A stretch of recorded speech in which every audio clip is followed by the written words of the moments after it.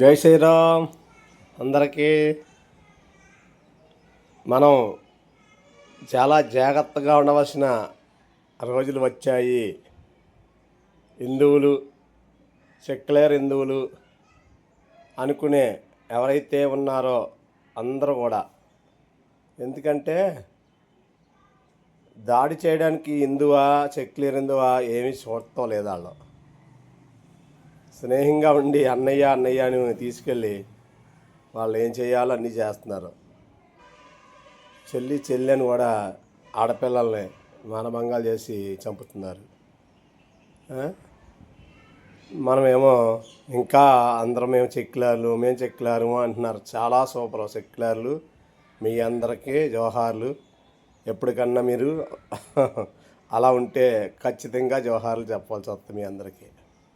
కాబట్టి మీరు అందరూ తెలుసుకోవాల్సిన విషయం ఏంటంటే, ప్రతి ఊరికి వాళ్ళు ఖచ్చితంగా పాకారు. పని వాళ్ళు చేసుకుంటున్నారు. కానీ మరి మన పని ఎవరో చేయలేదు.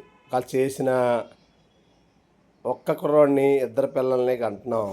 వాళ్ళ కోసం ఎంతో రాత్రులు పగలు తాపత్రయం పడుతున్నాం.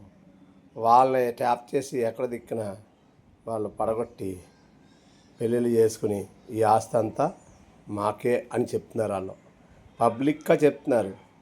15 నిమిషాలు పోలీసులు కానీ ఎవరుగానో ఊరుకుంటే మేము హిందువులని అందరినీ హతమార్చుతామంటున్నారు. అంటే 15 నిమిషాల్లో హతమార్చడానికి ఎక్కడో నిజామాబాద్లో ఎవరో అన్నాడు అంటున్నారు. మరి అక్కడున్నవాడు ఇక్కడ హిందువులు చంపడానికి ప్రయత్నం చేస్తున్నాడంటే మీరు ఆలోచించండి. ఇక్కడ కూడా మన గ్రామాల్లో కూడా ఖచ్చితంగా వాళ్ళు పిలుపునిస్తే అందరూ రోడ్డుకు వస్తారు. మన వాళ్ళు పిలుపునిస్తే ఎవడో రాడు. ఇప్పటికన్నా తెలుసుకోండి. ఏ దేశంలోనో ఎవరో చనిపోతే మనకు వాలాడుతున్నారు, ఏడుస్తున్నారు.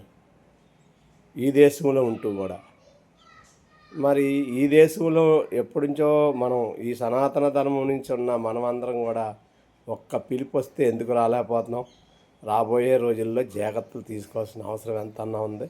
తీసుకోకపోతే మీరు సెక్యులర్లే కాదు, ఏ హిందువుని జాగ్రత్త తీసుకోవాల్సిందే.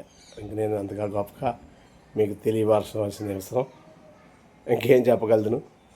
తొందరలో మనందరికీ కలవలసిన అవకాశం ఎంతైనా ఉంది. కలండి, అందరితో కలండి, కలిసి పనిచేయండి, అందరికీ సపోర్ట్ చేయండి. ప్రతి విషయాన్ని క్షుణ్ణంగా పరిశీలించండి. జై శ్రీరామ్.